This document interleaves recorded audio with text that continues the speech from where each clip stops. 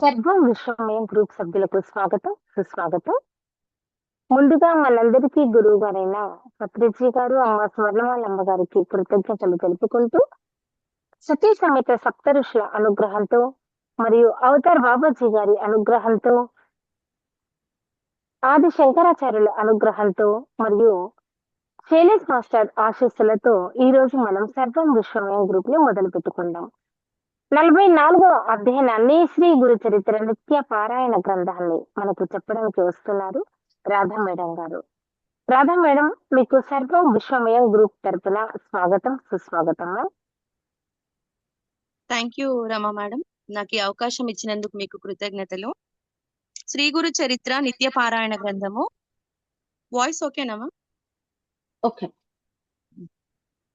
44వ అధ్యాయం చెప్పుకునే ముందు మనము 43లో ఏం జరిగిందో కొంచెం ఒక 2 ముక్కల్లో మాట్లాడుకుందాము. నిన్న 43వ అధ్యాయంలో శ్రీ గురుడు సాయం దేవునితో అనంత వ్రతం గురించి దాన్ని ఆచరించడం వల్ల ఎలాంటి అభిష్టాలు సిద్ధిస్తాయి అనేది చెప్తారన్నమాట. ధర్మరాజు లాంటి వాళ్ళు కూడా రాజ్యాన్ని కోల్పోయినప్పుడు ఆ వ్రతాన్ని ఆచరించడం వల్లనే తిరిగి వాళ్ళు రాజ్యాన్ని పొందుతారు. మళ్ళీ అలాగే ఇక్కడ మనకు కృతయుగంలో ఈ సుమంతుడు అనే అతని అల్లుడు కౌడిన్యుడు కూడా అనంత పద్మనాభ స్వామి వ్రతం చేయడం వల్లనే అతనికి అనంతుడు దర్శనం ఇస్తాడు. ఆ తర్వాత స్వామివారి అనుగ్రహంతో ఈయన అనేక సుఖ సంతోషాలతో సిరి సంపదలతో జీవితాన్ని కొనసాగిస్తాడన్నమాట.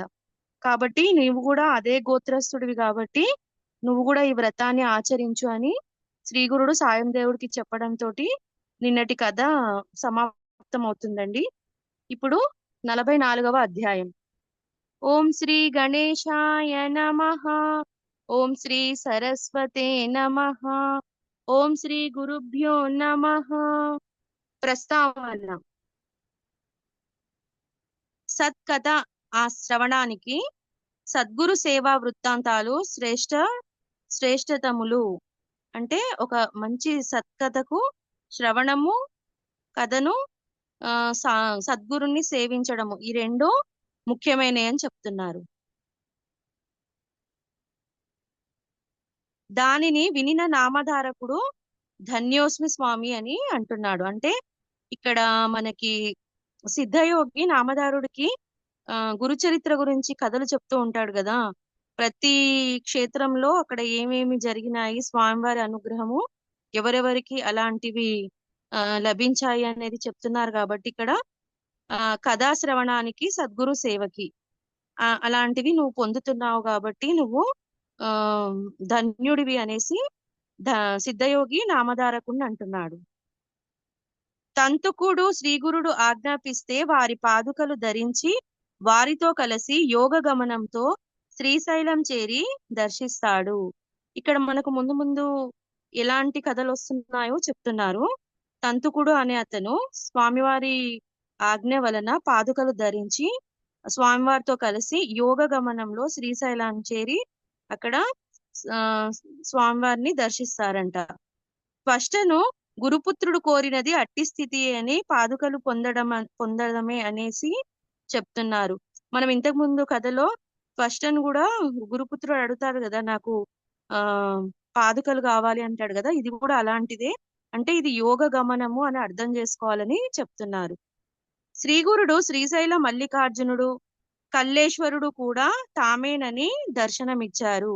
స్వామివారంట ఒకే సమయంలో శ్రీశైలంలో మల్లికార్జునుడు మళ్ళీ కల్లేశ్వరుడు ఈ రెండు తనే అని దర్శనమిచ్చాడంట భక్తులకి. మహనీయుల సంచారం వల్లనే తీర్థాలకు క్షేత్రము సిద్ధించిందని శ్రీగురుడు చెబుతాడు. గొప్ప గొప్ప సద్గురువులు సంచారం చేయడం వల్లనే ఆ తీర్థాలకు, ఆ క్షేత్రానికి అంతటి ప్రాశస్తం వచ్చిందనేసి స్వామివారు చెప్తున్నారంట. కానీ సద్గురువు తాను గురువునని ఎన్నడూ చాటుకోడు. ఎవరైతే గురువు ఉంటారో ఆయన గురువు అని ఎప్పుడూ చెప్పుకోరంట. అందుకే శ్రీగురుడు తన నివాసం వలన గంధర్వపురము, సంగమము పవిత్రమైనాయని చెప్తారు. అచ్చటి తీర్థాల దేవతల సాన్నిధ్యం వలన అవి పవిత్రమని చెబుతారు. స్వామివారు స్వయంగా ఉండే గంధర్వపురము, అక్కడ సంగమము తానున్నందుకే అవి పవిత్రముందన్న విషయము భక్తులకు చెప్పకనే చెప్తారు. అది అది అది శ్రీ గురుని యొక్క గొప్పతనం అని చెప్తున్నారు. భక్తుడే అనుభవంతో సద్గురువుని పరమేశ్వరుడని గుర్తించి ఆశ్రయించాలి. ఇంకా ఏం చెప్తున్నారు? ఇవి స్వామివారిని ఎట్లా భక్తులే వాళ్ళ స్వయం అనుభవంతో గుర్తించాలి, సద్గురువుని గుర్తించాలి, గుర్తించి అనుభవంతోటే వాళ్ళు గుర్తించి పరమేశ్వరుడని భావించాలి అని చెప్తున్నారు.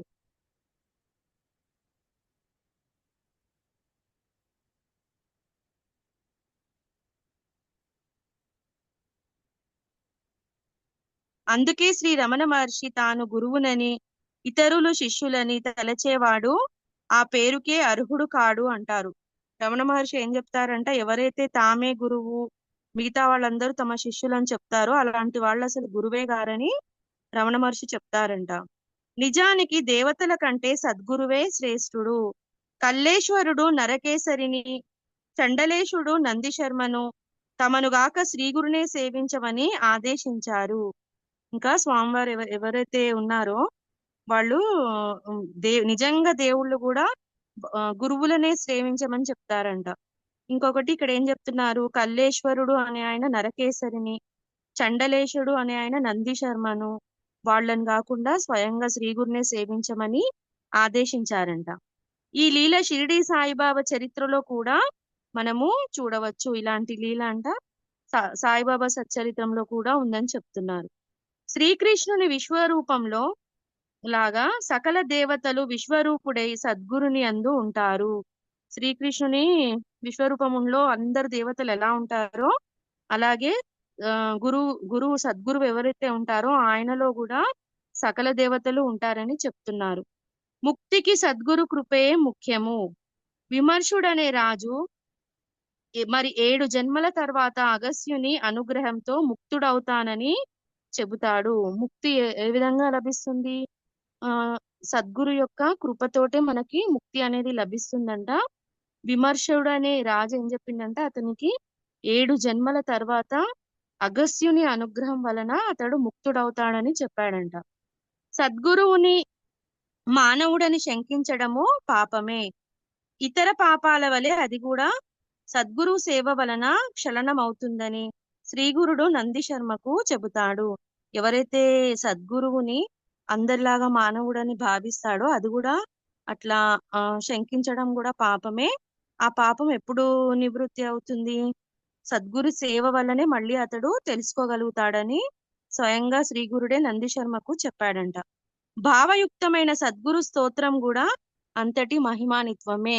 సద్గురు స్తోత్రం కూడా అంత మహిమ కలిగింది అని చెప్తున్నారు. శ్రీగురుని అనుగ్రహం వలన విద్యావంతుడైన నంది శర్మ చేసిన గురుస్తుతి అతనికి కుష్టి వ్యాధిని నివారించింది, అతడికి తత్వజ్ఞానము భుక్తి ప్రసాదించింది. ఎవరైతే స్వామివారిని స్తుతిస్తూ స్వామివారి సేవ చేసుకున్నారో అతనికి కుష్టి వ్యాధి కూడా తొలగిపోయి తత్వము బోధపడింది అని చెప్తున్నారు. స్వామివారు అతనికి భుక్తిని ప్రసాదించారు అని చెప్తున్నారు. సద్గుని కథాశ్రవణము, రచనము, పఠనము కూడా ప్రధానమైన ముక్తి సాధనాలేనని నంది శర్మ, నరకేశ్వరుల వృత్తాంతాలు నిరూపిస్తాయి. ముందు ముందు మనకి స్వామివారి కథ శ్రవణం చేయడము, రచన, పఠనము ఇలాంటివన్నీ ముక్తికి సాధనాలు లాంటివి అనేసి నంది శర్మ, నరకేశవుల వృత్తాంతాలు వీళ్ళ చరిత్రలు వీళ్ళ స్టోరీస్ లో మనము చూస్తామంట. అంతటి సద్గురు చరిత్ర పారాయణ చేస్తున్న మన భాగ్యం ఎంతటితో గుర్తించి పారాయణ చేయాలి. మనం కూడా చాలా పుణ్యాత్ములమే అంట. ఎందుకంటే మనం కూడా గురు చరిత్రను పారాయణ చేస్తున్నాం కాబట్టి. ఇట్టి దృఢమైన వృత్తి మనలో కలిగేందుకు మిగిలిన దత్తావతారులైన సద్గురువుల చరిత్రలు కూడా ఇంత శ్రద్ధగాను పారాయణ చేస్తే అన్ని రూపాలలో అవతరించిన శ్రీ దత్తస్వామి పట్ల మన భక్తి దృఢమవుతుంది. ఇంకేం చెప్తున్నారు? దృఢమైన స్మృతితోటి మనలో కలిగే మంచి భావంతో విశ్వాసంతో ఎవరైతే దత్తావతారులైన సద్గురువుల చరిత్రలు చదువుతారో, శ్రద్ధగా పారాయణం చేస్తారో, ఏ రూపాలలో ఎక్కడెక్కడ అవతరించిన దత్త స్వరూపాలన్నీ అన్నిటి పట్ల మనకి భక్తి అనేది ఇంకా దృఢమవుతుందని చెప్తున్నారు. ఈ విషయాలనే 44, 45, 46 అధ్యాయాలు వివరిస్తాయి. ఇప్పుడు మనము చదువుతున్న 44వ అధ్యాయము, రాబోయే 45, 46 అధ్యాయాలు కూడా ఈ సద్గురు సేవ గురించి వివరిస్తాయంట. ఇప్పుడు ఇక్కడ కథ ప్రారంభం. నామధారకుడు నమస్కరించి, స్వామి, మీ శ్రీ శ్రీగురుని లీలలను కొన్నింటిని వివరించండి అని కోరితే సిద్ధయోగి ఇలా చెప్పసాగారు. మళ్ళీ నామధారకుడు సిద్ధయోగిని అడుగుతున్నారు, శ్రీగురుని లీలను కొన్నింటిని వివరించండి స్వామి అని అడిగితే మళ్ళీ సిద్ధయోగి చెప్తున్నారు. శ్రీగురుని సేవకులలో తంతుకుడు అనే సాలెవాడొకడు ఉండేవాడు. ఇక్కడ మనం స్టార్టింగే చదువుకున్నాం కదా, తంతుకుడుకి స్టోరీ వస్తుంది మనకు అనేసి. ఇప్పుడు ఇతని కథ ప్రారంభమైంది. తంతుకుడు అనే సాలెవాడు, మగ్గం నేసేవాడు అన్నమాట. అతడు ఉన్నాడు. అతడు నిత్యము ఇంటి పనులు చూసుకొని మఠానికి వచ్చి ముంగిలి ఊడ్చి నీళ్లు చల్లి ముగ్గులు పెట్టేవాడు. అటు తర్వాత అతడు శ్రీగురునికి దూరం నుండే సాష్టాంగ నమస్కారం చేసుకొని వెళ్తూ ఉండేవాడు. అతను మగ్గం నేసే పనులు చేసుకుంటూ అతను నిత్యము చేసుకుంటూ ఇంటి పనులు చేసుకొని మళ్ళీ మఠానికి వచ్చి అక్కడ స్వామివారి ముంగిలి ముందు ఊడ్చి నీళ్లు జల్లి ముగ్గులు పెట్టి మొత్తం అలంకరించి ఆ తర్వాత మళ్ళీ శ్రీగురునికి దూరం నుండే సాష్టాంగ నమస్కారం చేసుకుంటూ ప్రతిరోజు నిత్యము అలా చేస్తూ ఉండేవాడంట. ఒక సంవత్సరము శివరాత్రికి అతని బంధువులందరూ శ్రీశైలం వెళుతూ అతన్ని కూడా రమ్మన్నారు. ఒక సంవత్సరం ఏం జరిగిందంట, శివరాత్రి వచ్చినప్పుడు అతని బంధువులందరూ అతన్ని కోరారంట. వాళ్ళందరూ శ్రీశైలం మేము వెళ్తున్నాము, నువ్వు కూడా రా అనేసి అతన్ని అడిగారంట. అతడు, ఓరి వెర్రి వాళ్ళలారా, శ్రీశైలం ఎక్కడ ఉన్నదనుకున్నారు? కాళ్ళీడ్చుకుంటూ అంత దూరం పోవటం ఎందుకు? శ్రీగురుని మఠానికి మించిన శ్రీశైలం వేరే ఒక్కటి ఉన్నదా? శ్రీగురుడు కాకుండా వేరే ఒక మల్లికార్జును ఉన్నాడా ఏంటి అని అంటున్నాడంట. ఏం చెప్తున్నాడంట వాళ్ళ బంధువులతోటి, మీరు వెర్రివాళ్ళ, ఇప్పుడు శ్రీశైలం ఎక్కడుందనుకుంటున్నారు? అంత దూరం ఎక్కడో కాళ్ళీడ్చుకుంటూ అంత దూరం పోవడం ఎందుకు? ఇక్కడ శ్రీగురుడే స్వామివారు. ఈయనను మించిన శ్రీశైలం, ఇంకా ఈ మఠాన్ని మించిన శ్రీశైలం వేరే ఎక్కడుంది? ఈ శ్రీగురుడు కాకుండా వేరొక మల్లికార్జును కూడా ఉన్నాడా అనేసి అంటున్నాడంట. నేను ఆయన మఠాన్ని విడిచి వేరెక్కడికి రాను అన్నాడు. ఈ తంతుకుడు ఏం మాట్లాడుతున్నాడు? ఇక్కడ స్వామివారిని వదిలేసి, ఈ మఠాన్ని వదిలేసి నేను ఎక్కడికి రాను అని చెప్తున్నాడు. అతనిని ఏమీ తెలియని మూర్ఖుడని పరిహసించి వాళ్ళందరూ యాత్రకు వెళ్ళిపోయారు. ఇతను నిత్యము అక్కడ మఠానికి వెళ్ళి అక్కడంతా శుభ్రం చేసి స్వామివారిని దర్శనం చేసుకొని మళ్ళీ తిరిగి వెళ్ళిపోవడము, ఇదే అతని దినచర్య కదా. వీళ్ళందరూ ఇంకా వీడు మూర్ఖుడు, ఇంకా వీడికి ఎంత చెప్పినా వేస్ట్ అనేసి పరిహసించుకొని నవ్వుకొని వాళ్ళ బంధువులందరూ తిరిగి శ్రీశైల యాత్రకు బయలుదేరారంట. అతడు వాళ్ళందరినీ సాగనంపి గురుసేవ చేయడానికి మఠానికి చేరుకున్నాడు. వాళ్ళ బంధువులందరూ వెళ్ళిపోయిన తర్వాత ఈ తంతుకుడు మళ్ళీ గురువు దగ్గరికి వెళ్ళిపోయి గురుసేవ చేసుకోవడానికి మఠాన్ని చేరుకున్నాడంట. స్వామి అతనిని పలకరించి, నాయన, మీ వాళ్ళందరూ శ్రీశైలం యాత్రకు పోతుంటే నీ ఒక్కడివే వెళ్లకుండా ఉండిపోయావేమి అని అడిగాడు. స్వామివారు అడుగుతున్నారన్నమాట, మీ బంధువులందరూ వచ్చారు కదా, వాళ్ళందరూ శ్రీశైలం యాత్రకి వెళ్తుంటే మరి నువ్వెందుకు ఆగిపోయావు? నువ్వు కూడా వెళ్ళి ఉండాల్సింది కదా అని అడుగుతున్నాడంట. తంతుకుడు చేతులు కట్టుకొని, మహాత్మా, మా వాళ్ళందరూ మూర్ఖత్వం వలన ఆ క్షేత్రంలో ఉన్న ఒక రాయిని చూడడానికి వెళ్ళారు గాని మీ పాదాలలోనే క్షేత్రం ఉన్నది అని చెప్పి నమస్కరించి తన నిత్య సేవకు ఉపక్రమించాడు. ఏం చెప్తున్నాడంట? మా వాళ్ళందరూ మూర్ఖులు, అక్కడెక్కడో శ్రీశైలంలో ఒక రాయిని చూసి అదే స్వామివారు అనుకొని భ్రమపడుతున్నారు, అసలు మీ పాదాలలోనే క్షేత్రం ఉంది అని చెప్పి అతనికి నమస్కరించి, స్వామివారి శ్రీగురుని నమస్కరించి మళ్ళీ ఆయన తన నిత్య సేవకు ఉపక్రమించాడు, చేసుకుంటూ వెళ్తున్నాడంట.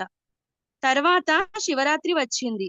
తంతకుడు ఆనాడు ఉపవాసం ఉండదలిచి మధ్యాహ్నం సంగమానికి వెళ్లి స్నానము చేశాడు. తర్వాత అక్కడ అనుష్ఠానానికి వచ్చి ఉన్న శ్రీగురునికి నమస్కరించి ఒక పక్కగా ఆయన వద్ద కూర్చున్నాడు. ఇంకా వీళ్ళ బంధువులు వెళ్ళిపోయారు. స్వామివారు అడగడం జరిగింది, మళ్ళీ ఇతను సమాధానం కూడా చెప్పిన తర్వాత శివరాత్రి రానే వచ్చిందంట. అప్పుడు ఈ తంతుకుడు ఏం చేశాడు? అందరిలాగే ఇతడు కూడా ఉపవాసం ఉన్నాడంట. మధ్యాహ్నం సంగమ నదికి వెళ్ళి స్నానం చేసి మళ్ళీ అక్కడి నుంచి అనుష్ఠానం చేసుకొని శ్రీ గురు దగ్గరకు వచ్చి నమస్కరించి ఆయన పక్కన చేరి కూర్చున్నాడు. కొద్దిసేపటికి స్వామికి అతనిపై దయ కలిగి, ఏమిరా, మీ ఇంట్లో అందరూ మల్లికార్జున స్వామి దర్శనానికి శ్రీశైలం వెళ్ళడం వలన ఇంట్లో పాపం నీ ఒక్కడివే ఉన్నావు కాబోలు. నీవిదివరకెప్పుడు శ్రీశైలం దర్శించావా లేదా అన్నారు. ఇంకేం చేశారు, స్వామివారు అతన్ని పలకరించారన్నమాట. స్వామివారికి ఆయన మీద దయ కలిగింది. అప్పుడు స్వామివారు అడుగుతున్నారు, శ్రీశైల దర్శనం ఇంతవరకు నువ్వు చేసుకున్నావా, వెళ్ళావా, అసలు మల్లికార్జున స్వామిని చూసావా నువ్వు అక్కడ, పాపం ఇంట్లో ఒక్కడివే ఉన్నట్టున్నావు కదా ఆ అనేసి అంటున్నారంట. ఇంతకీ అసలు నువ్వు శ్రీశైలం దర్శనం చేసుకున్నావా, శ్రీశైలం క్షేత్రం చూసావా లేదా అని అడుగుతున్నారంట. తంతుకుడు స్వామి, ఏలిన వారి పాదాలు తప్ప నేనింకా ఏమీ ఎరగను, తీర్థయాత్రలన్నీ నాకు మీ పాద సేవలోనే ఉన్నాయి అని దృఢమైన విశ్వాసంతో బదులు చెప్పాడు. ఏలిన వారి పాదాలు తప్ప నేనింకా ఏమీ ఎరగను. ఆయన నిత్యము స్వామి పాదాలను దర్శించుకొని సేవ చేస్తున్నాడు కాబట్టి అలా చెప్తున్నాడు అన్నమాట. నాకు ఇంకా తీర్థయాత్రలు ఏమీ లేవు, మీ పాద సేవలోనే అన్ని ఉన్నాయి స్వామి, మిమ్మల్ని సేవించడం తప్ప ఇంకోటి ఏమీ లేదని దృఢ విశ్వాసంతో స్వామివారికి చెప్తున్నారంట. ఈ రోజు అక్కడ బ్రహ్మాండమైన ఉత్సవం జరుగుతున్నది, నీవెప్పుడు చూడలేవు గదా, నీవు గుడికి వెళ్తే బాగుండేది అన్నారు శ్రీ గురుడు. ఏం చెప్తున్నారంట, శివరాత్రి రోజు అక్కడ శ్రీశైలంలో బ్రహ్మాండమైన ఉత్సవం జరుగుతుంది, అసలు నువ్వెప్పుడు వెళ్ళలేదు కదా, నువ్వు కూడా వెళ్తే అందరితో పాటు బాగుండేదిరా అనేసి చెప్తున్నారంట తంతుకుడికి. అతడు, స్వామి, నాకు దాని మీద అంత ప్రీతి లేదు, అయినా మీరు అంతగా చెబుతున్నారు గనుక ఎప్పుడైనా మీరు చూపిస్తే చూడాలని ఉంది అన్నాడు. ఏం చెప్పాడంట, నాకు అలాంటి వాటన్నిటి మీద పెద్దగా ఇంట్రెస్ట్ ఏమీ లేదు స్వామి, అయినా మీరు అంతగా చెప్తున్నారు, ఉత్సవం బాగుంటుంది అని చెప్తున్నారు కాబట్టి ఎప్పుడైనా మీరు చూపించారనుకోండి, మీరు తీసుకెళ్లి చూపిస్తే నేను చూస్తాను అన్నట్టుగా చెప్పాడంట. శ్రీగురుడు అతని మనోనిశ్చయానికి అబ్బురపడి అతనిని ప్రేమగా దగ్గరకు పిలిచి, నీవే మా నిజమైన భక్తుడవు కనుక నీకు ఇప్పుడే శ్రీశైల దర్శనము లభిస్తుంది. స్వామివారిని అంత ఇదిగా అతను మాట్లాడాడు కదా, మీరు చూపిస్తే నేను చూస్తాను స్వామి, మీరు అంతగా చెప్తున్నారు అనేసరికి స్వామివారికి అతని మీద చాలా ప్రేమ కలిగిందంట. అతడు ఎంత దృఢంగా ఉన్నాడు అనేసి, ఆయన స్వామివారు ఏ రకంగా అభిమానిస్తున్నాడు, ఏ రకంగా సేవ చేస్తున్నాడు అనేసి స్వామివారికి అతని మీద ప్రేమ కలిగి ఏం చెప్తుండంట, నువ్వే నాకు నిజమైన భక్తుడివిరా, నీకు ఇప్పుడు శ్రీశైల దర్శనం లభిస్తుంది అని చెప్తున్నారు. నీవు ఈ మా పాదుకలు గట్టిగా పట్టుకొని కన్నులు మూసుకో అని ఆదేశించారు. ఏం చెప్పారు, నువ్వు నా కాళ్ళు పట్టుకో, కళ్ళు మూసుకో అని చెప్తున్నారు స్వామివారు శ్రీ గురుడు తంతుడికి. అతడు చిత్తమని అలానే చేశాడు. అప్పుడు శ్రీగురుడు అతనిని క్షణకాలంలో శ్రీశైలంలోని పాతాళ గంగ ఒడ్డుకు చేర్చి అతనిని కళ్ళు తెరవమని అన్నారు.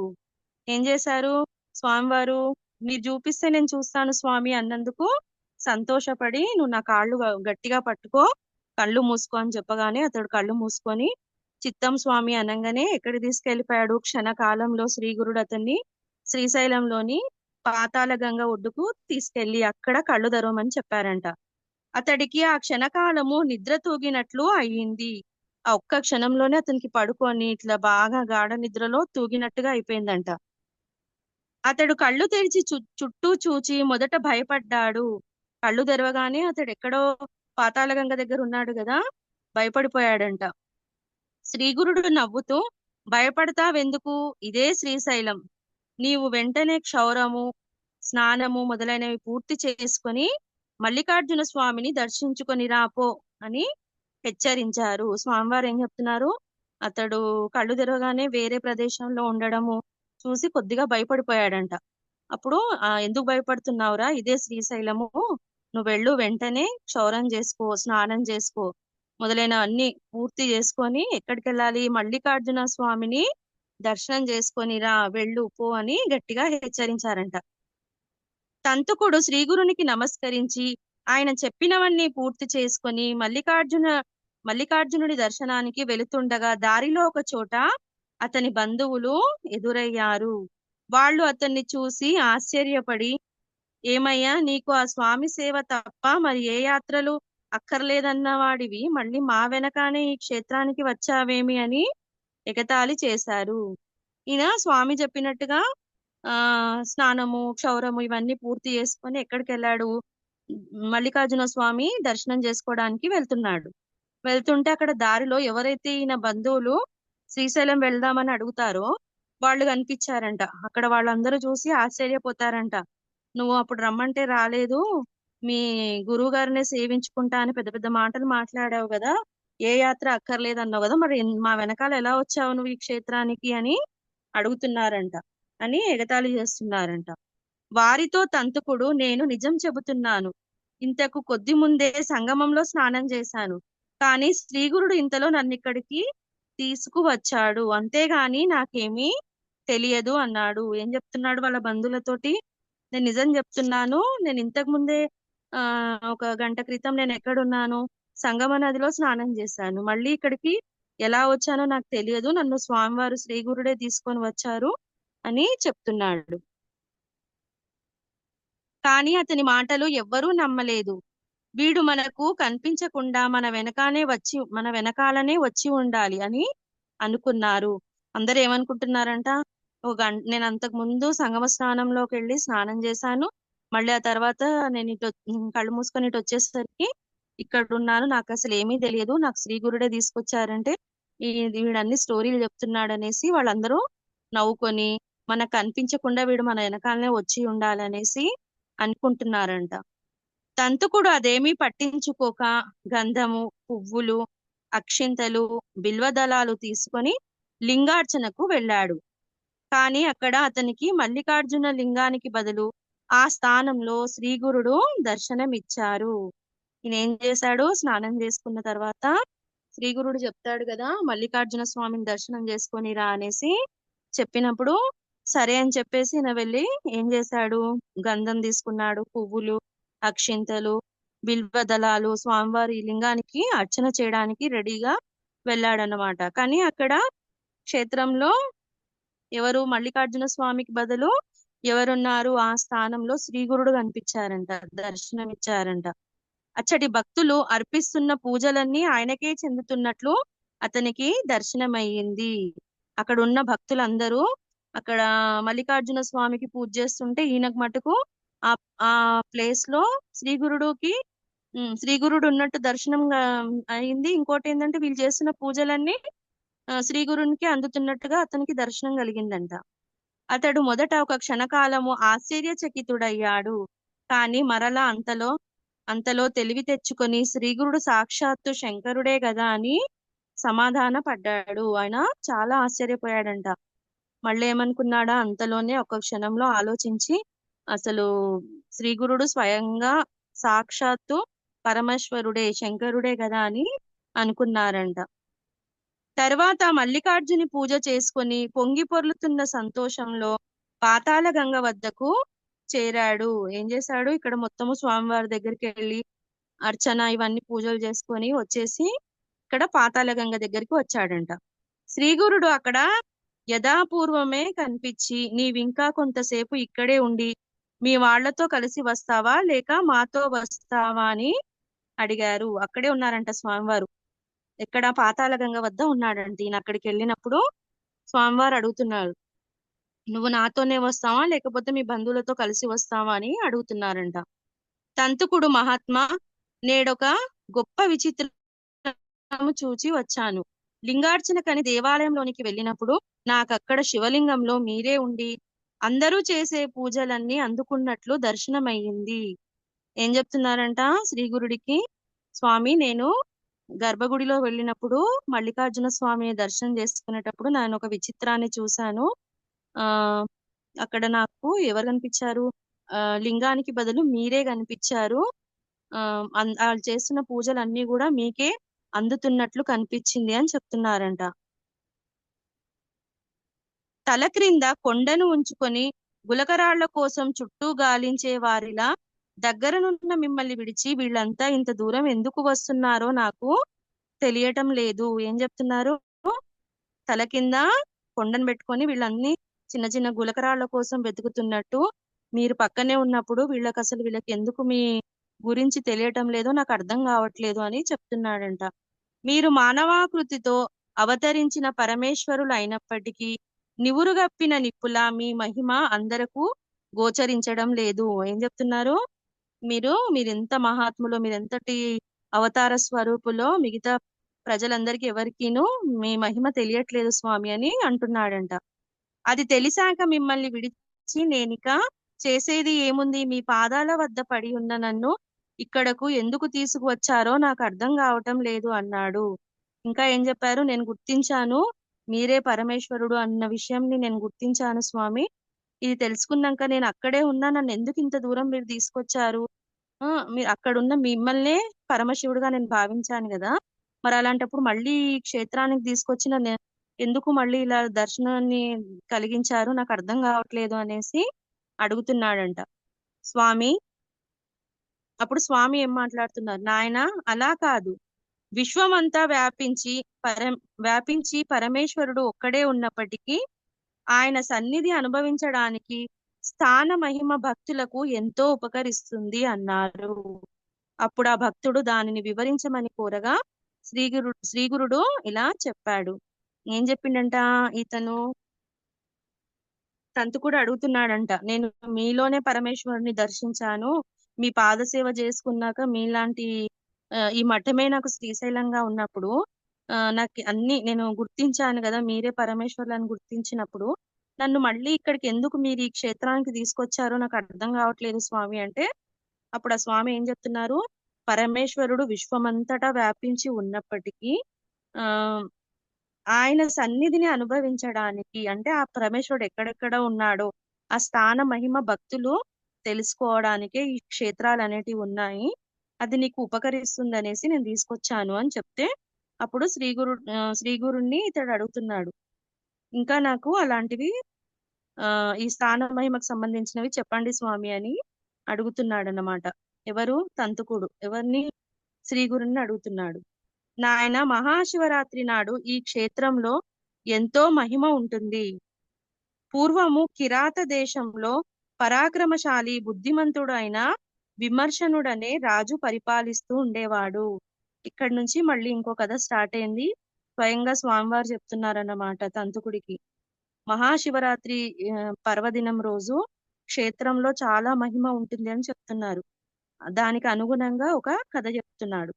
కిరాత దేశము అంటే ఇప్పుడు దాన్ని టిప్రా ప్రాంతం అని అంటున్నారంట. ఒకప్పుడు దాన్ని కిరాత దేశము అనేవాళ్ళంట.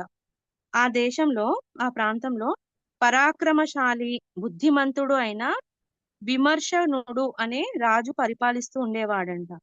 అతడు ఈశ్వర భక్తుడే కాని యుక్తాయుక్త విచక్షణ లేకుండా ఇంద్రియ సుఖాలు అనుభవిస్తూ పరశ్రీ లంపటుడుగా ఉండేవాడు. ఇతడు ఇక్కడ ఒక రాజు గురించి చెప్తున్నారు స్వామివారు. అతడు ఎలా ఉన్నాడు? గొప్ప ఈశ్వర భక్తుడంట, అన్ని సేవలు పూజలు అన్ని చేస్తాడంట, కానీ అతనికి విచక్షణ లేదంట. అతని ఇంద్రియాలను అతడు ఆ ఏమంటారు, ఇంద్రియాలతో సుఖాన్ని అనుభవిస్తాడంట. ఎలా అంటే పరస్త్రీలను చేపట్టడము ఇలాంటి పనులన్నీ చేస్తూ ఉంటాడంట. కానీ మరొక వంక నిత్యము శ్రద్ధగా లింగార్చన చేసి నృత్య గీతాలతో విధిగా శివుణ్ణి సేవించుకుంటాడు. ఇక్కడ పూజలు చేస్తాడు, అక్కడ ఆయన ఏమంటారు, ఈ ఇంద్రియ సుఖాలకు కూడా అనుభవిస్తూ స్త్రీలను చేపడుతూ ఉంటాడంట.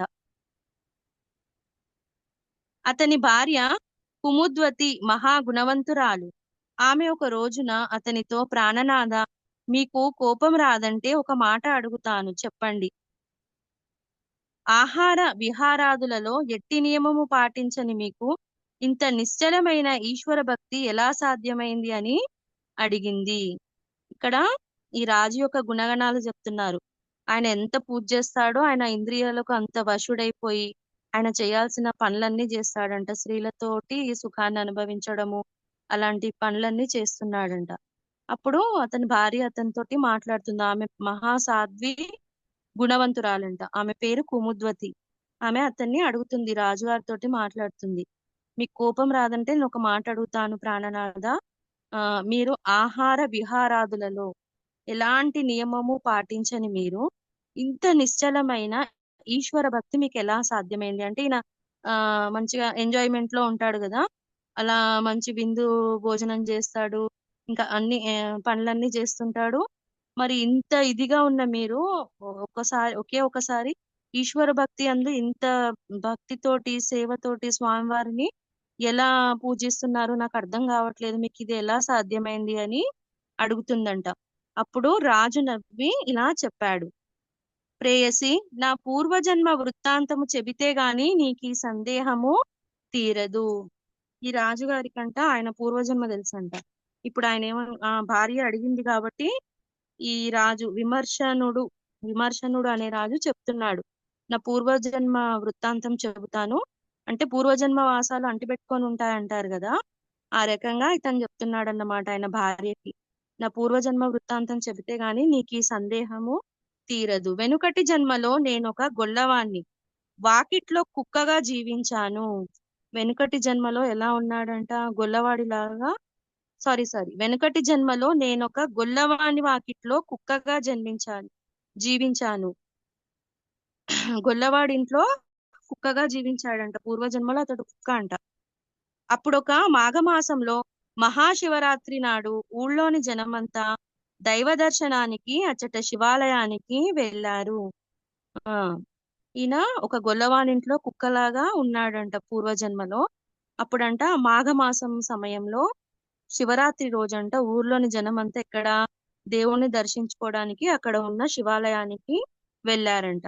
ఆనాడు అందరూ ఉపవసించాలి గనుక నా యజమాని కూడా నాకు అన్నము వండుకోలేదు. ఆ రోజు శివరాత్రి రోజు ప్రతి ఒక్కరూ ఉపవాసంతో ఉంటారు కదా. ఈ ఈ ఎవరైతే కుక్క ఉందో ఈ కుక్క యొక్క యజమాని గొల్లవాడు ఉంటాడు కదా, అతడు కూడా ఆయన అన్నం ఇంట్లో వండలేదంట. వండను లేదు, నాకు పెట్టను లేదు. అందువలన అందరితో పాటు నేను కూడా ఉపవాసం ఉండవలసి వచ్చింది. పాపం ఇంకా అదేం చేస్తుంది, కుక్క కదా, నోరు లేదు కదా, అది కూడా అందరితో పాటు ఉపవాసం ఉందంట. ఆనాడు ప్రదోష సమయంలో ఆ ఇంటి వారందరూ శివాలయానికి వెళ్తుంటే నేను కూడా తోక ఆడించుకుంటూ దారిలో పులిస్తరాకుల కోసము వెతుక్కుంటూ వారి వెంటనే వెళ్ళాను. ఇంకా ఆ రోజు ఆయన వంట చేయలేదు, ఆ యజమాని దీనికి పెట్టను లేదు, అందరితో పాటు ఇది కూడా ఉపవాసం ఉండాల్సి వచ్చింది. ఇంకా ప్రదోష సమయం వచ్చేసరికి ఇంట్లో ఉన్న వాళ్ళందరూ శివాలయానికి వెళ్తుంటే ఇది కూడా తోక ఆడించుకుంటూ దారిలో దానికి ఏమైనా తిండికి కొన్ని మెతుకులు ఏమైనా దొరుకుతాయి అనుకుంటూ వెతుక్కుంటూ పాపము వారి వెంట వెళ్ళిందంట. గ్రామస్తులందరూ తలొక దివిటి చేత పట్టుకొని శివనామ సంకీర్తనం చేస్తూ ఆలయానికి ప్రదక్షిణ చేస్తున్నారు. అప్పుడు అందరూ గ్రామంలో ఉన్న వాళ్ళందరూ ఏం చేస్తున్నారు, దివిటీలు అంటే దీపాలు చేత పెట్టుకొని శివనామను సంకీర్తన చేసుకుంటా ఆలయం చుట్టూ ప్రదక్షిణాలు చేస్తున్నారంట. నేను ఆకలికి ఓర్వలేక తినడానికి ఏమైనా దొరుకుతుందా అని ఆశతో ఆ గుడిలో ప్రవేశించి అన్ని మూలలా తిరుగుతున్నాను. ఇంకా ఈ ఈ యజమానితో పాటు ఇది కూడా బయలుదేరింది కదా, తీరా శివాలయానికి చేరుకుందన్నమాట. చేరుకొని అక్కడ ఏం చేస్తుంది, వీళ్ళందరూ శివనామ సంకీర్తన చేస్తూ ఆలయంలో ప్రదక్షిణ చేస్తుంటే ఇది ఇంకా ఆకలికి ఉండలేక ఆ శివాలయంలో లోపల గుడిలోనికి ప్రవేశించిందంట. ప్రవేశించి అన్ని మూలలా తిరుగుతుందంట, దానికి ఏమైనా దొరుకుతుందేమో తినడానికి అని. నేను లోపలికి చూచేసరికి అచ్చట శివలింగము నా కంట పడింది. అది దాని కంట్లో దానికి ఏం కనిపించింది, లోపల సాక్షాత్తు పరమేశ్వరుని లింగము కనిపించిందంట. ఇంతలో పూజ చేస్తున్న అర్చకులు నన్ను చూచి కుక్కను కొట్టండి అని కేకలు వేశారు.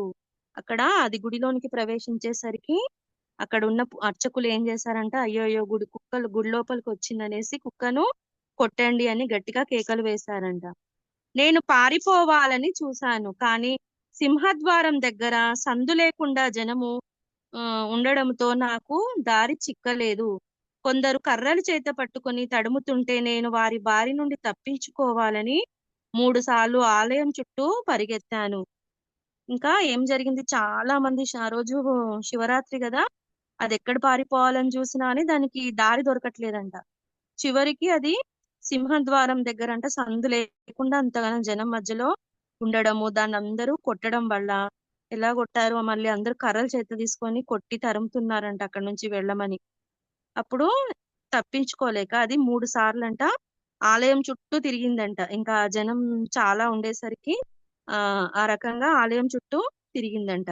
చివరికి అచ్చటి జనం నన్ను బలంగా బాధడంతో నేను ద్వారం వద్దే పడిపోయి ప్రాణం విడిచాను. ఇంకా వాళ్ళందరు గట్టిగా కొట్టేసరికి పాపం అది పొద్దుటి నుంచి ఆకలితో ఉంది. దానికి తిండి దొరకలేదు. మళ్ళీ ఇక్కడ జనం ఎక్కువైపోయి దానికి బయటికి వెళ్ళడానికి ఆస్కారం లభించలేదు. వీళ్ళు గట్టిగా కొట్టడంతోటి అది అక్కడే పడిపోయి ప్రాణాలను విడిచిందంట.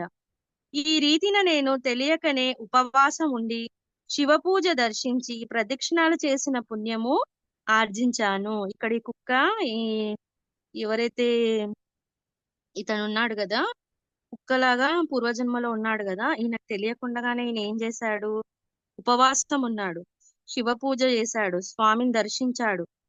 శివ పూజ చేయడం అంటే స్వామిని దర్శించాడు, ప్రదక్షిణాలు చేసి ఆ పుణ్యాన్ని సంపాదించాడన్నమాట. ఆలయం ద్వారం వద్ద నిలిచిన వారి చేతిలోని దివిటీలు దర్శించి శివుని సన్నిధిలో ప్రాణం విడిచాను. అక్కడ ఎవరైతే ఆ దీపాలు పట్టుకొని నిల్చున్నారో ఆ వెలుతురులో స్వామి వారిని దర్శించుకుంటూ అది ప్రాణాన్ని విడిచేసిందంట. అందువలనే నాకిప్పుడు ఇంత ఇంత మాత్రమైన జ్ఞానము రాజ్యము లభించాయి. అయినప్పటికీ నాకు కుక్క బుద్ధి మాత్రము నన్నింకా వదలలేదు. అందుకే నేను ఇప్పటికీ నా నడవడి తప్పు అని తెలిసినా మార్చుకోలేకపోతున్నాను. చూసారా ఎంత అర్థం ఉందో ఇందులో. ఆయన ఎంత పూర్వజన్మలో కుక్కలా ఉండి ఆ ఉపవాసం ఉండి మహాశివరాత్రి పర్వదినంలో ఉపవాసం ఉండి శివుని దర్శించి ప్రదక్షిణం అనుకోకుండా ఆలయం చుట్టూ తిరుగుతుంది కదా, ప్రదక్షిణం చేసి పుణ్యాన్ని దక్కించుకుని చివరికి అక్కడ ఆ దీపాల వెలుగులో స్వామివారిని చూస్తూ పాపం ప్రాణాన్ని విడిచింది. అక్కడ స్వామివారే కళ్ళు ఎదురుగా కనిపించారు కాబట్టి అలా ప్రాణం విడిచినందుకు నాకు అంతటి జ్ఞానము రాజ్యము లభించాయి ఈ జన్మలో. రాజుగా పుట్టాడు కదా, కానీ పూర్వజన్మ వాసాలు వదలవు అన్నట్టుగా ఆ కుక్క బుద్ధి మాత్రం నన్ను ఇంకా వదలలేదు. అందుకే నేను ఇప్పటికీ కూడా నేను చేస్తున్న పనులు తప్పని నాకు తెలిసినా గాని అవి మార్చుకోలేకపోతున్నాను అని ఆయన భార్యకు చెప్తున్నారన్నమాట ఆ రాజు.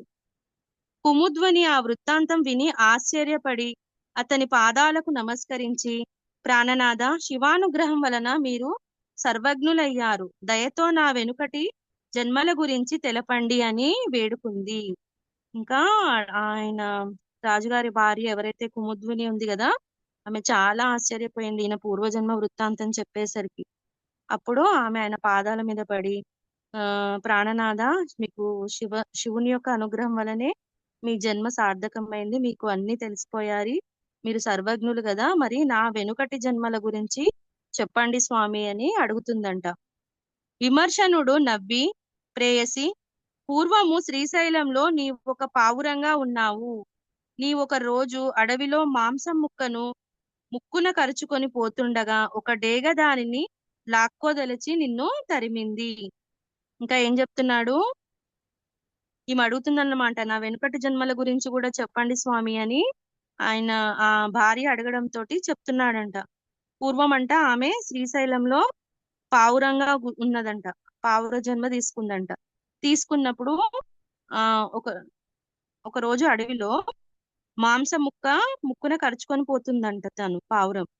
అయితే అది చూసి ఒక డేగ దానిని లాక్కోదలిచి నిన్ను తరిమింది. నీవు ప్రాణభీతితో మల్లికార్జుని ఆలయ గోపురం చుట్టూ ఎగిరావు. చివరికి నిన్ను చంపి మాంసం ముక్కనది ఎత్తుకుపోయింది. ఆనాడు నీవు ఆలయ ప్రదక్షిణ చేసి ఆ క్షేత్రంలో మరణించడం వల్ల నీవీనాడు రాణిగా జన్మించావు అని చెప్పాడు. చూసావా మరి ఆయన రాజుగా వచ్చి ఏ విధంగా వచ్చాడో, ఈమెకు ఒక చరిత్ర, ఒక పూర్వజన్మ ఎలా దొరికింది అనేది.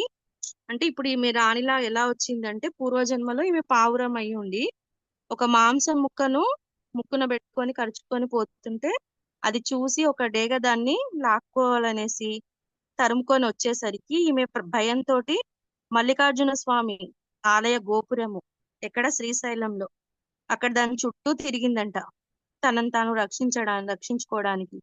చివరికి అది డేగ దీన్ని చంపేసి ఆ మాంసాన్ని ఎత్తుకుపోవడం వల్ల ఆ పావురం అక్కడికక్కడికే చనిపోయింది.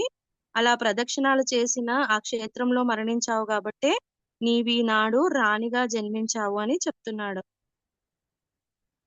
నాటి నుండి ఆమె మరింత భక్తితో శివుణ్ణి పూజించగలనని చెప్పి, నాథ, ముందు జన్మలలో మనకేమి జరుగుతుందో కూడా సెలవీయండి అని కోరింది. అప్పటి నుంచి అందుకనే ఆమె కూడా ఆ ఇక్కడ మల్లికార్జున స్వామి క్షేత్రంలో మరణించడం వల్ల రాణిగా జన్మించింది, స్వామివారిని కూడా పూజిస్తూ ఉంది, శివుణ్ణి ఆరాధిస్తూ ఉందని ఆయన చెప్తాడన్నమాట. అప్పటి నుంచి నువ్వు ఈ జన్మలో కూడా శివముని మీద భక్తితో శివుణ్ణి పూజించగలుగుతున్నావు అని చెప్పినప్పుడు ఆమె అడుగుతుందంట, సరే పూర్వజన్మ అయితే అయిపోయింది, ఇప్పుడు మన ముందు జన్మలో ఎలా ఉంటాయో, ముందు జన్మలో మనకి ఏమి జరుగుతుందో కూడా చెప్పండి స్వామి అని అడిగిందంట భర్తను. అప్పుడు రాజు ఇలా చెప్పాడు, సఖి, నేను సింధు దేశంలో రాజకుమారుడిగా జన్మిస్తాను. నీవు సంజయ దేశ రాజకుమార్తెగా జన్మించి నా భార్య అవుతావు. ఆ పై జన్మలలో నేను సౌరాష్ట్ర దేశానికి రాజునవుతాను. నీవు కళింగ రాజకుమార్తెవై నా రాణివవుతావు. ఇంకా అన్ని ఫ్యూచర్ చెప్తున్నాడు అన్నమాట, ముందు ముందు రాబోయే జన్మలు కూడా చెప్తున్నాడు రాణికి. అప్పుడు కూడా అతడు ఎలా ఉంటాడు, సింధు దేశంలో అతడు రాకుమారుడిగా వస్తే ఆమెనేమో సంజయ దేశంలో రాకుమార్తెలాగా జన్మించి మళ్ళీ ఈయనకే భార్య అవుతుందంట. ఆపై జన్మలో నేను మళ్ళీ ఆ తర్వాత ఇంకో జన్మలో సౌరాష్ట్ర దేశానికి రాజవుతాను. నువ్వు కళింగ రాజకుమార్తెవై నా రాణివి అవుతావు. మళ్ళీ ఇంకో జన్మలో కూడా ఇతడు రాజులా పుడతాడంట. ఈమె మళ్ళీ రాణిగా పుట్టి మళ్ళీ ఇతనికి భార్యగా వస్తుందంట. అటు పై జన్మలలో నేను గాంధార దేశానికి రాజునవుతాను. నీవు మగధ దేశానికి రాజపుత్రిగా జన్మించి నన్ను వివాహం చేసుకుంటావు. ఇంకా 3 జన్మల గురించి చెప్తున్నాడు. ప్రతి జన్మలోనూ ఆయన రాణిగాను, మళ్ళీ ఆయన రాజుగాను, ఆమె రాణిగాను ఇద్దరు జన్మలు తీసుకుంటారంట. వాళ్లకు మళ్ళీ సేమ్ అతనితోటే వివాహం అవుతుందని చెప్తున్నాడు. ఆ తర్వాత జన్మలో నేను అవంతి రాజకుమారుడిగా జన్మించినప్పుడు నీవు దశార్ణ దేశంలో రాజకుమార్తెగా జన్మించి నా పట్ట మనిషివి అవుతావు. మళ్ళీ ఇంకొక 4 జన్మలు చెప్పాడండి మొత్తం. మళ్ళీ ఇంకో జన్మలో కూడా ఇతడు రాకుమారుడుగా వస్తారు. మళ్ళీ ఆమె రాజకుమార్తెలాగా వచ్చి మళ్ళీ ఈయననే చేపడుతుందంట. అటు తర్వాత జన్మలో నేను అనంతుడనే రాజుగా జన్మిస్తాను. నీవు యయాతి వంశంలో జన్మించి నా రాణివవుతావు. 5వ జన్మ ఇది. మళ్ళీ 5 జన్మలలో కూడా ఇతడు రాజు, ఆమె రాణి. నీవు విదర్భ దేశంలో సుమతి అనే రాజకుమార్తెగా స్వయంవరంలో నన్ను వివాహం ఆడుతావు. మళ్ళీ ఇంకో జన్మ. మళ్ళీ అక్కడ సుమతిలాగా రాజకుమార్తెలాగా జన్మిస్తుంది. స్వయంవరంలో ఈమె ఇతన్ని వివాహం చేసుకుంటుందంట. అప్పుడు నేను సర్వశాస్త్రాలు నేర్చి దేవతలను బ్రాహ్మణులను పూజిస్తూ దాన ధర్మాలు చేసి చివరకు వృద్ధాప్యంలో అగస్త్య మహర్షి వలన సన్యాసం తీసుకొని మరణించాక నీతో కలిసి జన్మరాహిత్యము పొందుతాను. ఇంకా ఏం చెప్తున్నాడు, ఇన్ని జన్మలలో వీళ్ళు రాజులాగా రాణిలాగా జన్మలు తీసుకుంటూ ఉంటారు. మళ్ళీ ఇద్దరికి వివాహం జరుగుతుందంట. చివరికి ఇతడు ఇక్కడ విదర్భ దేశంలో సుమతి అనే రాజకుమార్తెగా ఈమె జన్మించినప్పుడు స్వయంవరంలో ఆమెను చేపడతాడంట.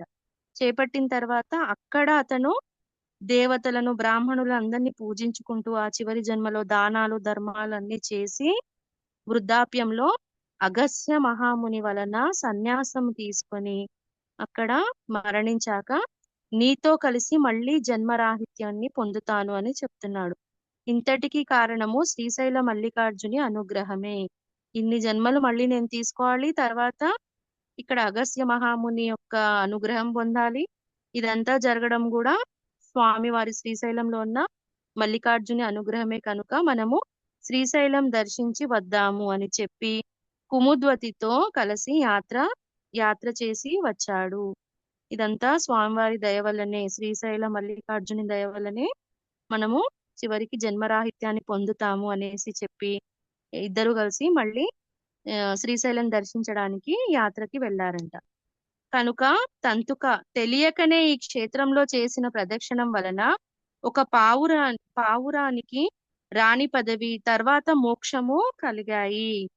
కాబట్టి ఏం చెప్తున్నారు శ్రీగురుడు ఇక్కడ, తంతుడికి తెలియక చేసిన ప్రదక్షిణం వలన అంటే అది ప్రాణాలు కాపాడుకోవడానికి చేసిన ప్రదక్షిణ వలన అది మరో జన్మలో రాణిలా పుట్టి మోక్షాన్ని పొందింది. నీకిప్పుడు ఈ సంగతి తెలిసింది గనుక నేటి నుండి నీవు నిరంతరము ఈశ్వరుణ్ణి ఆరాధించు. ఇప్పుడు నువ్వు ఈ విషయాన్ని తెలుసుకున్నావు కాబట్టి పరమశివుణ్ణి ఇంకా నిత్యము నువ్వు ఆరాధించు అని చెప్తున్నాడు. గంధర్వ నగరంలో ఈ మల్లికార్జునితో సమానమైన మహిమ గల కల్లేశ్వరుడు కల్లేశ్వరుడు ఉన్నాడు. నీవు నిత్యము ఆయనను ఆరాధించు అని చెప్తున్నాడు. ఇంకేం చెప్తున్నాడు? శ్రీశైల మల్లికార్జున స్వామితో సమానమైన మహిమ గల స్వామి ఎక్కడున్నాడంట? గంధర్వ నగరంలో ఉన్నారంట. ఆయన పేరు కల్లేశ్వర స్వామి. అతన్ని నువ్వు ఆరాధించు, నీవు నిత్యము ఆయనను ఆరాధించు, ఆయన సేవ చేసుకో అనేసి స్వామివారు చెప్తున్నారు తంతుకి. తంతుకుడు, స్వామి మీరెందుకు ఇలా చెబుతున్నారో నాకు తెలియడం లేదు. మల్లికార్జున స్థానంలో నాకు దర్శనమిచ్చింది మీరే కదా. అతనికి సందేహం వచ్చింది. స్వామివారు అక్కడ క్షేత్ర మహిమ తెలుసుకో అని అక్కడ జరిగిందంతా చెప్పడము, మళ్ళీ ఈశ్వరుని ధ్యానించు, ఈశ్వరుని మొక్కు అని చెప్పి ఈశ్వరుడితోటి సమానమైన వాడు గంధర్వపురంలో కల్లేశ్వరుడు ఉన్నాడు, అతన్ని కూడా నువ్వు ఆరాధించుకో, అతన్ని ఆరాధిస్తే ఈశ్వరుని ఆరాధించినట్టే అని చెప్పడంతో తంతుకుడు అడుగుతున్నారు, మీరు నాకు ఎందుకు ఇలా చెప్తున్నారు? నేను మిమ్మల్నే సేవించుకుంటున్నాను కదా, మీరు నాకు ఎందుకు ఇలా చెప్తున్నారో నాకు అసలు ఏం అర్థం కావట్లేదు స్వామి అని అంటున్నాడంట. మల్లికార్జుని స్థానంలో నాకు దర్శనమిచ్చింది కూడా మీరే కదా. మీరు సర్వ వ్యాపకులు, పరంజ్యోతి స్వరూపులైన మీ పాదాలను ఆశ్రయించిన నన్ను వేరుగా శివార్చన చెయ్యమంటారేంటి? మీరుగాక వేరొక దైవము ఏమి ఉన్నాడా ఏమి అనేసి అంటున్నాడంట. ఏం చెప్తున్నాడంట? అక్కడికి వెళ్ళినా నాకు ఆ శివలింగంలో దర్శనం ఇచ్చింది మీరే కదా స్వామి, మళ్ళీ మీరు ప్రత్యేకంగా శివుణ్ణి దర్శనం చేసుకో, కల్లేశ్వరుడు శివునితో సమానం, మళ్ళీ ఆయనను పూజించుకో, ఆరాధించుకో అని చెప్తున్నారు. మీరు సర్వ వ్యాపకులు, సర్వం విశ్వమంతటా మీరే వ్యాపించి ఉన్నారు, పరంజ్యోతి స్వరూపులు కదా మీరు. మీ పాదాలను ఆశ్రయించిన తర్వాత మళ్ళీ నాకు వేరుగా శివార్చన ఎందుకు స్వామి అని అడుగుతున్నారంట. మీరుగాక వేరొక దైవం కూడా ఉన్నారా అని గురుపాదాలకు నమస్కరించాడు అనుకుంటూ, మీరు కాకుండా ఇంకో దైవం ఉన్నారా స్వామి అనేసి స్వామివారి పాదాలను గట్టిగా పట్టుకొని నమస్కరిస్తున్నాడంట. శ్రీగురుడు అతనితో పాదుకలు విడవకుండా పట్టుకోమని చెప్పి రెప్పపాటులో గంధర్వపురం వద్ద సంగమానికి అతన్ని తమతో కూడా చేర్చారు. సరే, ఇంకా పాదాలు పట్టుకున్నందుకు స్వామివారు గట్టిగా పట్టుకొని చెప్పి అక్కడి నుంచి గంధర్వపురం వద్ద ఉన్న సంగమం నది దగ్గరికి తీసుకెళ్లాడంట. వీరిద్దరూ శ్రీశైలంలోనున్న సమయంలో పురవాసులెందరో శ్రీ నృసింహ సరస్వతి స్వామి దర్శనం కోసము మఠానికి సంగమానికి వచ్చి పవిత్రమైన శివరాత్రి నాడు వారి దర్శనం ఎక్కడ లభించక నిరాశతో తిరిగిపోయారు. వీళ్ళు ఎక్కడికి వెళ్ళారు? వీళ్ళు అక్కడికి వెళ్ళారు కదా, శ్రీశైలం దగ్గరికి ఈయనను తీసుకెళ్తాడు కదా స్వామివారు, పాతాళగంగ దగ్గర నుంచి. మళ్ళీ ఏం చెప్తాడు? మీ వాళ్ళతో వస్తావా లేకపోతే నాతో వస్తావా అని చెప్పి ఇక్కడ ఇదంతా స్టోరీ చెప్తారు స్వామి. చెప్పిన తర్వాత మళ్ళీ వాళ్ళిద్దరు కలిసి ఎక్కడికి వచ్చేసారు? గంధర్వపురానికి వచ్చినప్పుడంట అక్కడ ఏం జరుగుతుంది? స్వామివారు శ్రీశైలం ఇప్పుడు ఇక్కడ గంధర్వపురంలో లేరు కదా, ఇతన్ని తీసుకొని శ్రీశైలంలో ఉన్నందుకు అక్కడ ఎంతో మంది సంగమానికి వచ్చి స్వామివారిని దర్శించుకుందామని వచ్చిన వాళ్ళు స్వామివారు లేకపోవడం తోటి నిరాశతోటి వెళ్ళిపోయారంట అక్కడి నుంచి, స్వామివారి దర్శనం లభించక. తర్వాత ఆ సంగతి వినగానే శ్రీగురుడు వారందరినీ పిలుచుకురమ్మని తంతుకుని గ్రామానికి పంపారు. ఈ విషయం గురించి స్వామివారి వరకు తెలిసిపోయిందంట. ఆయన భక్తులందరూ వచ్చేసి స్వామి దర్శనం కాకుండా మహాశివరాత్రి రోజు స్వామివారిని దర్శించాలని వచ్చి స్వామివారి దర్శనం లభించక వాళ్ళు ఎంతో బాధగా తిరిగి వెళ్ళిపోతే తంతుకుని పంపించాడంట స్వామి. పంపించి గ్రామంలో ఉన్న వాళ్ళందరినీ తీసుకొని రా అని చెప్పి పంపించారంట. అందరూ అతనిని చూసి ఆశ్చర్యంతో నీవు మహాశివరాత్రి నాడు తలగొరిగించుకున్నావేమిటి అని ఎగతాళి చేశారు. అతడు జరిగినదంతా పూసగుచ్చినట్లు చెప్పి అందుకు తార్కణంగా శ్రీశైలం నుండి తాను తెచ్చిన ప్రసాదము పువ్వులు చూపాడు. ఇక్కడ వీళ్ళందరూ ఆశ్చర్యపోతున్నారంట. శివరాత్రి సమయంలో నువ్వు ఆ ఈ తల ఎందుకు ఇట్లా గుండిగించుకున్నావు అని అడుగుతున్నారంట, ఎగతాళి చేస్తున్నారంట. గొరిగించుకున్నావెందుకు అని అక్కడ ఎవరైతే భక్తులు ఉంటారు కదా, వీళ్ళందరూ స్వామి దర్శనానికి వచ్చి నిరాశతో వెళ్ళిపోయి ఉన్న వాళ్ళందరినీ తీసుకొని రమ్మన్నారు కదా స్వామి, వాళ్ళందరూ ఇతనితో మాట్లాడుతున్నారంట. అప్పుడు ఇతడు జరిగిందంతా పూసగుచ్చినట్లు చెప్పిండంట. శ్రీశైలంకి నన్ను స్వామివారితో నేను వెళ్ళేసి వచ్చాను అనేసి చెప్పి అక్కడి నుంచి తెచ్చిన ప్రసాదము పువ్వులు ఇవన్నీ చూపించాడంట అక్కడ ఉన్న వాళ్ళందరికీ. వాళ్ళు అది నమ్మలేక, ఈ రోజు మధ్యాహ్నం కూడా నిన్ను మీ ఇంటి దగ్గర చూసాము, నువ్వు చెప్పేది ఏమీ నిజం కాదు, ఈ పువ్వులు ఇక్కడ ఎక్కడి నుంచి తెచ్చావులే అనేసి అన్నారు. ఏమన్నారంటే, అసలు నువ్వు ఏం మాట్లాడుతున్నావు, మధ్యాహ్నం నిన్ను చూసాము, మళ్ళీ నువ్వు శ్రీశైలం వెళ్ళొచ్చా అని చెప్తున్నావు, ఈ పూలు ఇక్కడ ఎక్కడి నుంచో తెంపుకొని తీసుకొచ్చినట్టున్నావులే అనేసి అంటున్నారంట. అప్పుడు అతడు తన రెప్పపాటులో శ్రీగురుడు శ్రీశైలం తీసుకుని వచ్చిన సంగతి చెప్పి, ఇప్పుడు స్వామి సంగమ తీరంలో ఉన్నారు, మిమ్మల్ని పిలుచుకురమ్మన్నారు, కావాలంటే వారిని అడగండి అని చెప్పాడు. ఇంకా వీళ్ళు నమ్మట్లేరు కదా, నమ్మకపోతే చెప్తున్నాడు అన్నమాట. ఇప్పుడు ఇక్కడ స్వామివారు వచ్చారు, ఇంతకు ముందు మేము నన్ను తీసుకొని సంగమం అది శ్రీశైలం తీసుకొని వెళ్ళారు కదా, అప్పుడు మీరందరూ వచ్చి వెళ్ళారని తెలుసుకుని ఇప్పుడు మిమ్మల్ని రమ్మని పిలుస్తున్నారు, కావాలంటే వచ్చి ఆ స్వామివారిని అడగండి మీకు నమ్మకం లేకపోతే అని చెప్తున్నాడంట. శ్రీగురుని మహత్యము ఎరిగిన ఆ భక్తులు నమ్మారు. చివరికి వాళ్ళంతా స్వామివారి మహత్యాన్ని తెలుసుకున్నారంట. తెలుసుకొని వెంటనే అందరూ శ్రీగురుని దర్శించి ఆ రూపంలో తమకు కూడా మల్లికార్జునుడే దర్శనమిచ్చారని స్తుతించారు. ఇప్పుడు వీళ్ళందరూ శ్రీగురుడి దగ్గరకు వచ్చి దర్శనం చేసుకుంటే వాళ్ళకు కూడా స్వామివారు ఎలా కనిపించారు, మల్లికార్జునుడే దర్శనం ఇచ్చినట్లుగా కనిపించారంట. కనిపించేసరికి వీళ్ళంతా స్వామివారిని స్తుతించారంట. తర్వాత 15 రోజులకు శ్రీశైల యాత్రకు వెళ్లిన పురవాసులు తిరిగి వచ్చి ఆ క్షేత్రంలో తాము తంతుకుని చూచామని చెప్పారు.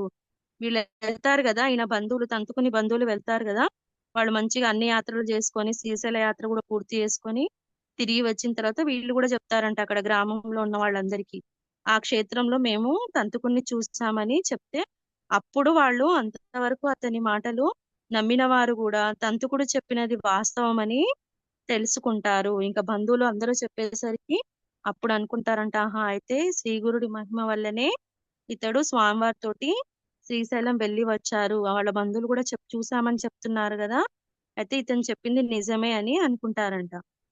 తంతుకుడు యావజ్జీవము స్వామిని సేవించి చివరకు ముక్తి పొందాడు. ఇతడు ఇంకా జీవితాంతము స్వామివారిని సేవిస్తూ చివరికి ఏం చేశాడు, స్వామివారి సన్నిధికి చేరుకున్నాడంట, ముక్తిని పొందాడు. ఈ విధంగా శ్రీగురుని మహత్యము ఎంతని చెప్పగలము, ఈ రకంగా స్వామివారి లీలలు ఎన్నో ఉన్నాయి, ఇంకా ఎంతని చెప్పగలము, అన్ని మహిమలు అన్ని ఆ మాయలు అన్ని ఉన్నాయి. స్వామివారి చరిత్ర వినడమే ఎంతో భాగ్యము. స్వామివారి ఈ ఏమంటారు ఈ గ్రంథాన్ని పారాయణ చేయడమే మనం ఎంతో పుణ్యం చేసుకున్న వాళ్ళం అవుతే గాని ఈ పారాయణముని మనము చేయలేము అనేసి భక్తులకు అందరికీ చెప్తున్నారన్నమాట అక్కడ. దీనితో ఈ ఈ 44వ అధ్యాయము సమాప్తము. శ్రీ దత్తాయ గురవే నమః. ఓం శ్రీ శ్రీపాద శ్రీ వల్లభాయ నమః. ఓం శ్రీ నృసింహ సరస్వతే నమః. లోకా సమస్తా సుఖినో భవంతు, సర్వే జనా సుఖినో భవంతు. ఓం శాంతి శాంతి శాంతి. జై Gurudatta.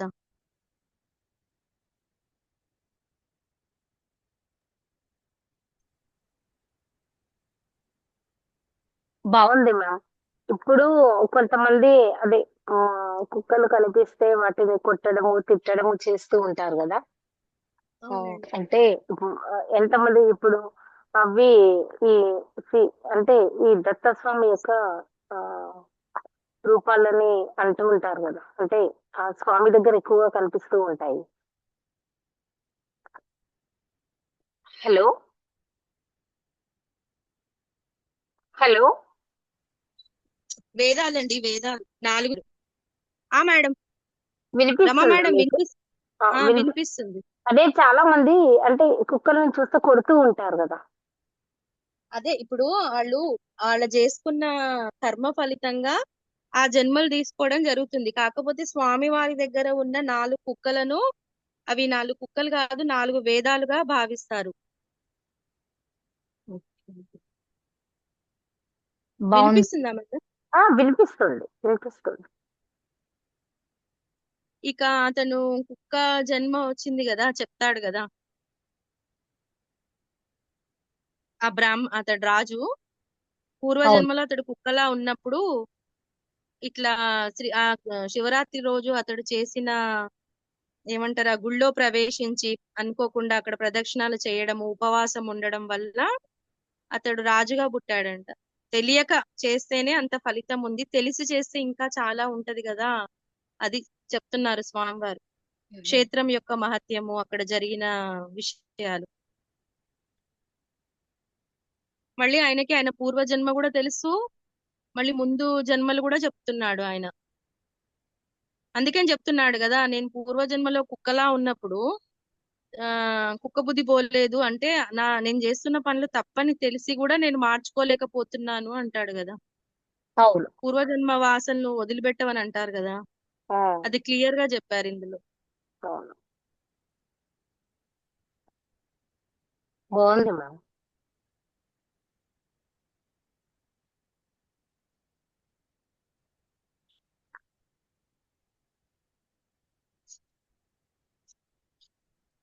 Okay ma'am, class end చేసుకుందామా? ఓకే అండి. Okay ma'am. రోజు ఇదే సమయము, రాత్రి 8 నుండి 9 గంటల వరకు. నమస్తే అండి.